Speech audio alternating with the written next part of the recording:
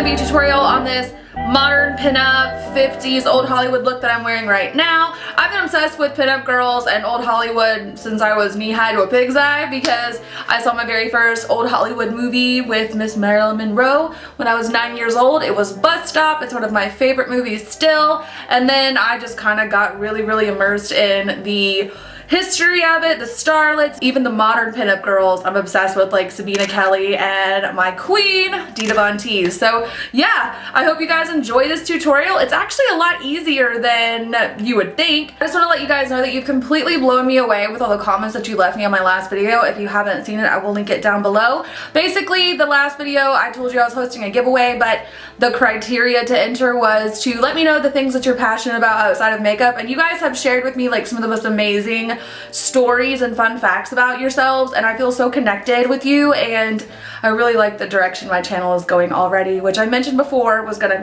change a little bit, but yeah, anyway. So I hope you guys enjoyed the video. Please subscribe if you have not. Check the down bar for links to all my social media platforms.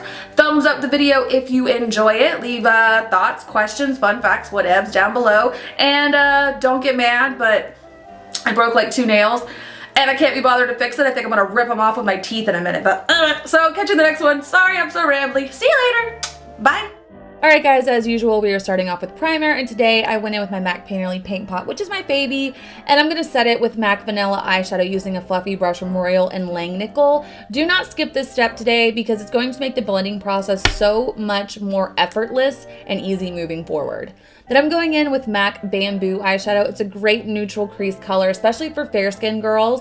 And I'm going to take this on an E40 brush from Sigma, and I'm going to start putting this a little bit higher than my natural crease above my orbital bone. If you have hooded eyes, smaller eyes, this is absolutely a godsend when it comes to doing a cut crease.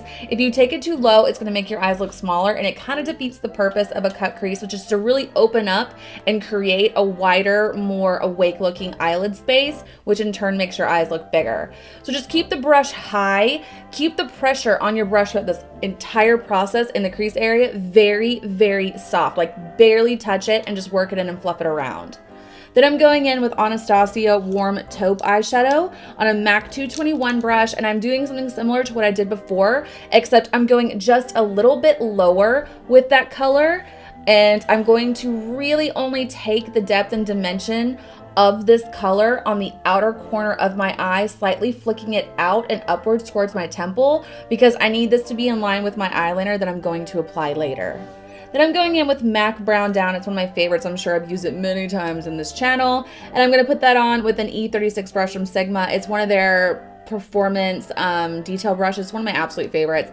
And I'm doing something similar to what I've done up until now. I'm just keeping it lower. You can tell I am not going far into my eye at all with that. It is literally staying on the outer corner, and I'm fluffing it out with that brush, very light pressure, and as always, you want to go in with other brushes to blend everything together and make sure it's seamless.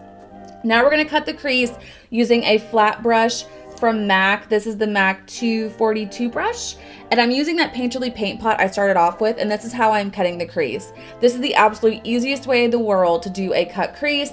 If you have kept the colors as high as they needed to go, and you kept the saturation of the color in the outer corner, this should be easy breezy for you. Then I just set the rest of that lid with the vanilla eyeshadow that I started off with. I mean, I think I used the same colors, same 3 or 4 colors in this whole look. It's really budget friendly. Then I'm moving on with eyeliner. I used the Maybelline gel liner today and my MAC liner brush. I can't remember the number. I'll have to leave it down below. I thought about taking this opportunity to do a full-blown eyeliner tutorial for you guys, but I just don't know like how much help I can be, because the truth of the matter is it's all about practice. I implore you every night before you go to bed, bust out your eyeliner, give your wing a try, and eventually it will become easier and second nature. I mean, I struggle with it. Some days I do a great job and some days I hate it. And one of my eyes is super easy to do and the other one is a pain in the ass. It just depends on your dedication to the wing, I suppose. But really, I just trace it out and fill it in. That's all you gotta do. Then I took some of that vanilla eyeshadow from earlier and put it on my brow bone. Off camera, I went ahead and did my lashes. I used the KOKO lashes in the style Goddess. Use whatever you want, but these are really wispy and they give a really nice open-eyed effect, so that's why I went with these. Then I went ahead and primed my face using my SKINDINAVIA primer spray just to prep it for the rest of what I'm going in with. And then I'm going in with this MAC Pro color correcting or you can do whatever you want with it. That's the beauty of the MAC Pro products. But I kind of had to like make a lot of stuff because I don't usually have this fair of skin, so I had to kind of create stuff. But I'm just using this to color correct underneath my eyes because my circles are coming out to play. Then I went ahead and did my foundation. I used the Laura Mercier Silk Cream Foundation mixed with the Face Atelier White Foundation mix. It's an amazing way to lighten up your foundation if you feel it's a little bit too dark for you. I'm putting this all over my face using a Real Techniques beauty sponge. I can't remember the exact name for it. Despite what it looks like right here, I'm really not going in with that much because I am going to be cream contouring and highlighting right now, so I don't need to go ham sandwich with foundation when I'm going to add so many other products later on.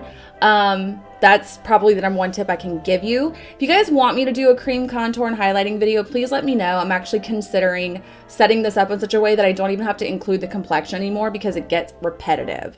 Then I'm taking this RCMA palette that I have for my kit, scoop some out, put it on the back of my hand, and I'm using I kind of mix some shades together actually to get kind of a somewhat warm, neutral, kind of gray undertone contouring color. I like to lay my cream contour down with one brush and then blend it out with another. Oh look, I have white stuff in my hair, white foundation. So if it's not bronzer, it's gonna be white foundation. That's just great. I look like I'm having a something about Mary moment.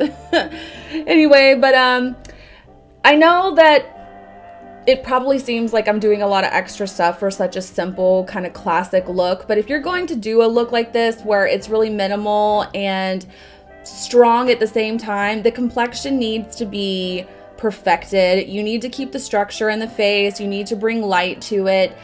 The more flawless your skin looks, the cleaner the overall appearance of this kind of look is going to be. Everything should be very clean. Your eyeliner should be clean. The brows should be clean. Your cut crease should be clean. They all work together to create a uniform look. Then I'm going to highlight using the MAC Pro Longwear. I think this is the NW15 concealer. I like to use concealer to kind of cut my contour, if you will, when I'm cream contouring and highlighting. That way, if my contour got somewhere I didn't want it to go, it's really easy for me just to use the concealer to clean it up and get the shape that I want. And then I'm going to blend it out with a beauty blender. Bear in mind throughout this process, I didn't show you every single step of what I was doing and every single moment of me blending. There is a lot of blending when you are cream contour and highlighting, especially when your goal is to make it look subtle. It still didn't turn out sorry, my hairs were getting all in my face. Still didn't turn out nearly as subtle as I wanted it to be because I wanted to make sure that what I was doing showed up on camera. But I've said it before, the mid states of my makeup look way worse than when I have no makeup on at all. You just gotta trust the process, keep blending it out, sauerkraut. We will get there. Then I'm gonna set my foundation and concealer using the RCMA No Color Powder just on this little Real Techniques brush, lightly dusting it. This is a very matte look, so make sure you set it with a powder no matter what. Then I'm just gonna do my bottom lash line. I'm literally doing the exact same colors that I did on the top of my lash line, just going in the same order with bigger brushes moving down to smaller. So I started off with Bamboo, then I moved in with the Warm Taupe, and now I am taking the darkest one just on the very, very out of the corner, which was the brown down color. Now I'm taking NC15/NW20 chromographic pencil from MAC just to line the inner rim of the eyes. It's going to give us a really open, awake appearance. It's better than white. It looks a little bit more natural. That's what I recommend. And I went in with loads of bottom lash mascara because it once again is going to help open up the eyes and give a really fresh look to the eye in general. I used Dainty blush from MAC. It's a nice pretty pink color. I hardly ever do pink blush, but I didn't want to do something too coral. And then I'm moving on to lips. I used Brick Lip Liner from MAC just to line the old Kissaruski out. I would use Cherry normally, but I couldn't find it anywhere for the life of me. And for lipstick, big shocker, Anastasia Beverly Hills American Doll. Hope you guys enjoy. Catch you in the next one. Bye!